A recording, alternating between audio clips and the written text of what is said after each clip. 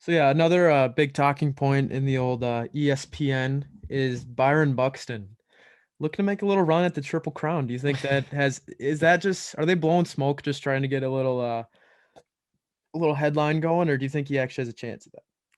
I mean, like, I just those articles I just think are for pure entertainment because like you can't even I mean you could say that about a lot of players. You could say, "Oh, Mike Trout gonna win the Triple Crown this year." Except it just doesn't happen often. I mean, Miguel Cabrera is the last guy to win the Triple Crown in I think 2011. The guy before it I think was in the 80s. The Triple Crown is one of those things that just doesn't happen often. So you can't really say at the beginning of the season that Byron Buxton's going to make a push for the Triple Crown because you're kind of inciting that he's going to at least lead the league in one of those things. And leading the league in average home runs or even RBI is just one of those is incredible as is. And leading it in all three of those is it's tough. It's really tough because it's usually give or take one of those two. You could lead the league in home runs and RBIs, but that doesn't mean you're going to lead the league in average because some leadoff guy is going to hit 340. So it's tough. It's tough. For me, like I'm just saying, like let's at least get halfway through the season, and if he's at first place, if he's in first, and if he's in the top three in all three of those categories, and it's all pretty close halfway through the season, then sure, maybe you can say that. But like so early in the season, is he even top three in all those categories?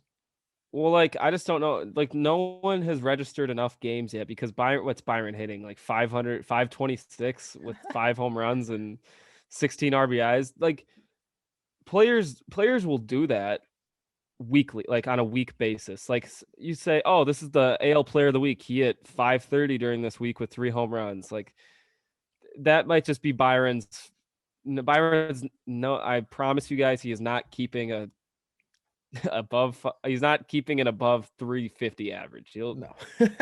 at most Byron Buxton's hitting like 330, and that would be an MVP season if he hit 330 with his power and stuff.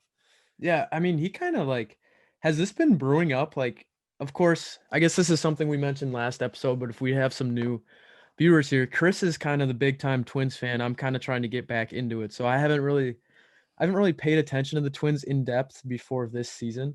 So if I'm asking some questions that are stupid or if I'm saying some stupid things, just at least give me a break. I'm trying to get into this. So I mean, I never really knew Byron Buxton as this offensive threat. I thought he always struggled offensively. Is that what happened? Is this something that's been coming on the last few seasons, or is this out of nowhere? You're exactly right. The last so the ending of the 2019 season, the second half of the season, he hit really well. He hit over 300 in the second half of that season, and then last season he struggled with some injuries and stuff, which kept him off the field, which is a big red flag for him because he gets injured a lot. So he never was able to get into a groove. And then this year, it's all kind of coming together. Like he added 20 pounds in the off season. He's seeing the ball a lot better, and he's he's he's still got the feel. He's still got the Gold Glove in the outfield and the speed. So I mean, a five-tool player in the MLB is what you want. That's what you want your franchise player to be, is a five-tool player, and that's exactly what he is. He's got to string together with a healthy season, and I'm not saying he's Mike Trout or Mookie Betts or anything, but he's got the potential to become one of those guys. And if he keeps up some of this during the season, he will be one of those guys, and he will be sought after because he has a contract year coming up. And we know the Twins aren't the most, they don't love to throw money around, but I think with Byron, you got to toss him a giant contract. Yeah, I think I saw Darren kind of talking about that on Twitter. So his contract runs up this next year coming up? I think it's in 2 years. I want to say Okay. it's 2 years, but they'll go into talks, I think, this next season, to try to get an extension done, which would be nice. Yeah. I just always remember he used to hit ninth, didn't he? Like a couple years ago, he was hitting like really bad. Is that Oh yeah. Oh yeah.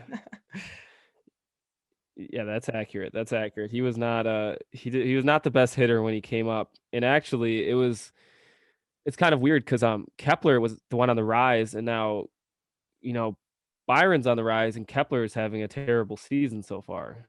So it's weird how baseball works, and it's like Sano too. You know, Sano had a breakout all-star year. I think it was 3 years ago where he hit like 260, hit over 40 home runs, made the all-star team, and now Sano can't buy a hit. Like it's weird how baseball works like that.